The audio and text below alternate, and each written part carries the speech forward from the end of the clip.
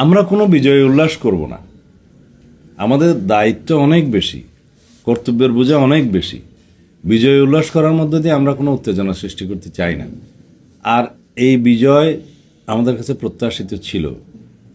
আমরা নির্বাচনের আগেও এবং নির্বাচনের পরে আমাদের মাননীয় চেয়ারম্যান সাহেব স্বদেশ প্রত্যাবর্তনের পরে আমরা জনগণের মধ্যে যে উচ্ছ্বাস দেখেছি এবং যে সমর্থন পেয়েছি, সারা দেশে আমাদের চেয়ারম্যান সাহেবকে, জনাব তারেক রহমান সাহেবকে দেখার জন্য, ওনার কথা শোনার জন্য সারা রাত ধরে মানুষ অপেক্ষা করেছে, ভোর রাত্র পর্যন্ত। তখনই আমরা মেসেজ পেয়ে গেছি এই দেশের মানুষ কি চায়।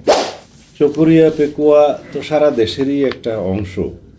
তো যেহেতু আমি এই এলাকারই নির্বাচিত প্রতিনিধি ছিলাম, আমার সহধর্মিণীও আমার অনুপস্থিতিতে আমি যখন কারাগারে ছিলাম, তাকেও এই এলাকার মানুষ আমার চাইতেও বেশি ভোটের ব্যবধানে নির্বাচিত করেছে।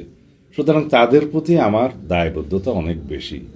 এই এলাকার মানুষ ব্রিটিশ আমল থেকে পাকিস্তান আমল পর্যন্ত বাংলাদেশের একটা প্রায় 20 বছর পার হয়ে যাওয়ার পরেও উন্নয়নের ছোঁয়া পায়নি এই এলাকা।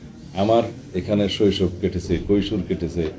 আমি এখানে কাদামাখা মাটিতে হাঁটতে হাঁটতে আমি আমার স্কুল লাইফ শেষ করেছি। আমার তখন থেকে স্বপ্ন ছিল, প্রত্যয় ছিল যে এই এলাকার জন্য যদি কিছু করার সুযোগ হয়, আল্লাহ রাব্বুল আলামিন সুযোগ দেন। আমি বড় সৌভাগ্যবান।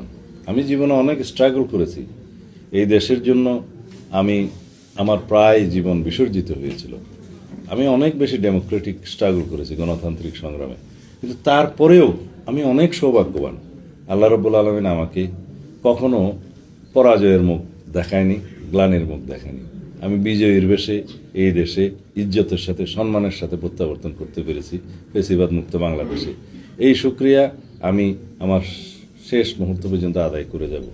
সেটা আমি কৃতজ্ঞতা প্রকাশ করছি আমার দেশবাসী। আমাকে যখন গুম করা হয়েছিল, তারা আমার জন্য আল্লাহর দরবারে মোনাজাত করেছে, কেঁদেছে, এবং এই দেশের মানুষ সংগ্রাম করেছে। গণমাধ্যমের কর্মীরা আমার জন্য লিখেছে। সব মিলিয়ে রব্বুল আলামিন আপনাদের সবারই মোনাজাত কবুল করেছেন। আমি বেঁচে আছি। সুতরাং আমার দায়বদ্ধতা, আমার কৃতজ্ঞতা এই দেশের প্রতি, এই দেশের মানুষের প্রতি, বিশেষ করে আমার এলাকার মানুষের প্রতি, এই এলাকার প্রতি অনেক বেশি। আমার প্রতিশ্রুতি অনেক আছে।